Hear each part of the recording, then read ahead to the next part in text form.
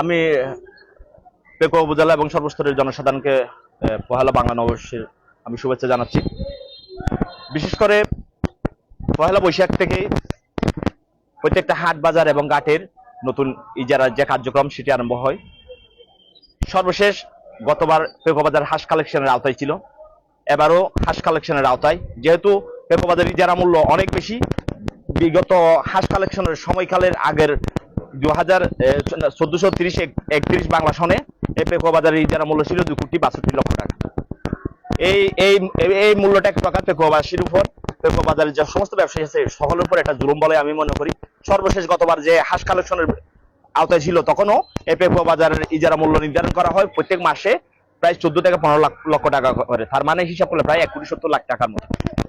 এবার আমরা সবাই সর্বসম্মতিক্রমে আমাদের মন্ত্রী মহোদয়ের নির্দেশ এবং সিদ্ধান্ত মোতাবেক পেকুয়া বাজারে ফরমকেও ইজারা অফিস থেকে কালেকশন করেনি, শুধুমাত্র এই ইজারা মূল্যটা কমানোর জন্য। যার কারণে বর্তমানে পেকুয়া উপজেলা প্রশাসন আমাদের মন্ত্রী মাননীয় স্বরাষ্ট্রমন্ত্রী মহোদয়ের নির্দেশে একটা হাঁস কালেকশনের বর্তমানে আওতাভুক্ত করেছে এবং কারা এই খাস আদায়ের দায়িত্বে আসবে এবং কোথায় কি পরিমাণ খাস আদায় হবে সেটা আগামী বাজারের পূর্বেই চূড়ান্তভাবে সিদ্ধান্ত হবে এবং সর্বস্তরের জনসাধারণকে এবং ব্যবসায়ীকে এই বিষয়টি অবহিত করা হবে। তবে একটা বিষয় আমি সকলের দৃষ্টি আকর্ষণ করছি, আমাদের ইতিমধ্যে আমাদের মন্ত্রী মহোদয়ের নির্দেশ ক্রমে উপজেলা প্রশাসন এবং স্থানীয় সদর ইউনিয়ন পরিষদের চেয়ারম্যান জনাব বাহাদুর শাহ সহ এবং স্থানীয় নেতৃবৃন্দের সমন্বয়ে আমরা গতকালকে বসে আমরা সকলে মন্ত্রী মহোদয়ের নির্দেশে সিদ্ধান্ত হয়েছে পেকুয়ার যে মেইন সড়ক, পেকুয়া বাজারে চলাচল মেইন যে সড়ক, সেই সড়কে কোনো প্রকার বাসমান, ভ্রাম্যমান বা নিয়মিত কোনো দোকান থাকবে না। পাশাপাশি সড়কের উভয় পাশে যে দোকানগুলো থাকতো সেগুলো থাকবে না। এই ফুটপাত জনসাধারণ এবং সর্বস্তরের মানুষের চলাচলের জন্য সম্পূর্ণরূপে উন্মুক্ত থাকবে, এখানে কারো বসার কোনো এখতিয়ার থাকবে না। পাশাপাশি কেউ এখান থেকে কোনো প্রকার হাসিল বা খাস আদায় করবে না। সুস্পষ্টভাবে এটা নির্দেশনা দেওয়া হয়েছে। গতকালকে আমরা পেকুয়া বাজারে প্রত্যেকটা ব্যবসায়ীকে এবং প্রত্যেকটা দোকানে গিয়ে আমরা মেসেজটা পৌঁছে দিয়েছি এবং আজকেও পেকুয়া ইউনিয়ন পরিষদের চেয়ারম্যান এবং একাধিক মেম্বার এবং সচিব সহ আমরা সকলে সম্মিলিতভাবে পেকুয়া বাজারে যে সমস্ত যারা ফুটপাথের উপর বসে জনসাধারণের চলাচলে বিঘ্ন সৃষ্টি করছে, আমরা তাদের আজকে আমরা শেষবারের মতো আমরা অনুরোধ করেছি আগামীকালকে আমরা যতটুকু জানি এসির মহোদয় সহকারে পেকুয়া বাজারে একটি ভ্রাম্যমান একটি অভিযান পরিচালনা করবে যারা ফুটপাতে বসবে।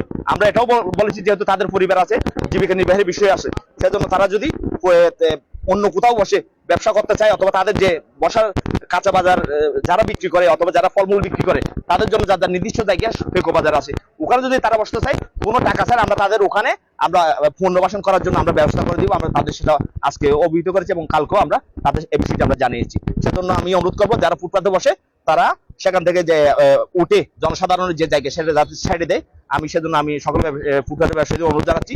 আশা করি আপনারা এই বিষয়টি সকলে অত্যন্ত গুরুত্ব সহকারে নেবেন। আর যারা হাঁস আদায় করবে এই ফুটপাত থেকে এবং মেইন রোড থেকে কোনো প্রকার কোনোদিন হাঁস আদায় করবে না, করলে তাদের বিরুদ্ধে আইনানুগ ব্যবস্থা নেওয়া হবে। আমি ইতিপূর্বে বলেছি আপনাকে, বিশেষ করে আপনার পেকুয়া বাজার ইজার মূল্য 2,62,00,000 টাকা ছিল সর্বশেষ যখন পেকুয়া বাজার ডাক হয় তখন।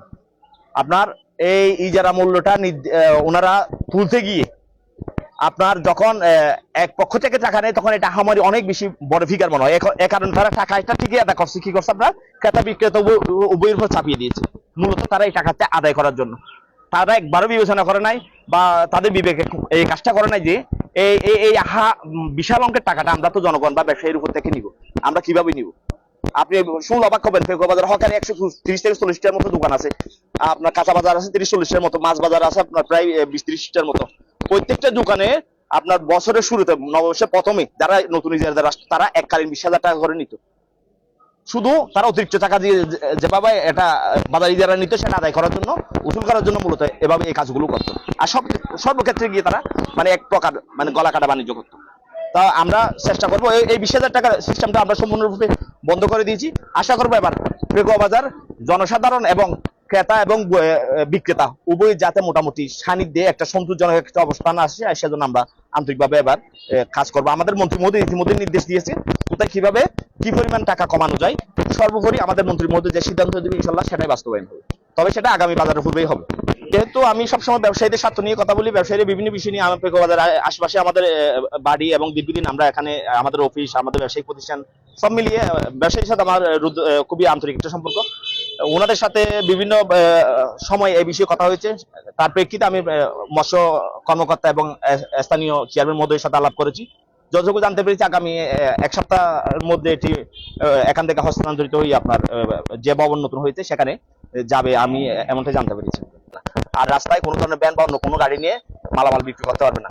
আমরা অনেকে ফুটপাত আপনার দোকানের সামনে আপনার ছোট ছোট দোকান ভাড়া দিয়েছে, পানের দোকান দিয়েছে, অনেকে মোবাইলের দোকান দিয়েছে, যার কারণে জনগণ বা মানুষ, সাধারণ মানুষ ওদিক দিয়ে চলাফেরা করতে পারে না। এই বিষয়গুলো যাতে সাধারণের জন্য মুক্ত করা যায় কিভাবে, আমরা সেই বিষয়ে ওদের সাথে কথা বলছি এবং তাগাদা দিয়েছি, এবং প্রয়োজনে আমরা উপজেলা প্রশাসনের সহযোগিতা নিয়ে আমরা জনসাধারণের জন্য এই পথগুলো যাতে মুক্ত আরো বেশি করা যায়, মানুষ যাতে স্বাভাবিকভাবে হাঁটতে পারে, আমরা সেজন্য তাগাদা দিয়েছি। বর্তমানে পেকো বাজারে গাড়ি যেদিক দিয়ে চলে মানুষ সেদিক দিয়ে হাঁটতে হয়, আর কোনো জায়গা নেই। আপনার মেইন রোড দিয়েই মানুষ হাঁটতে হয়, ফুটপাতে কোনো জায়গা নেই। হয় দোকানের মালামাল বাইরে, না হয় ওখানে ফুটপাতে ব্যবসায়ীরা ওখানে বসে ব্যবসা করতেছে।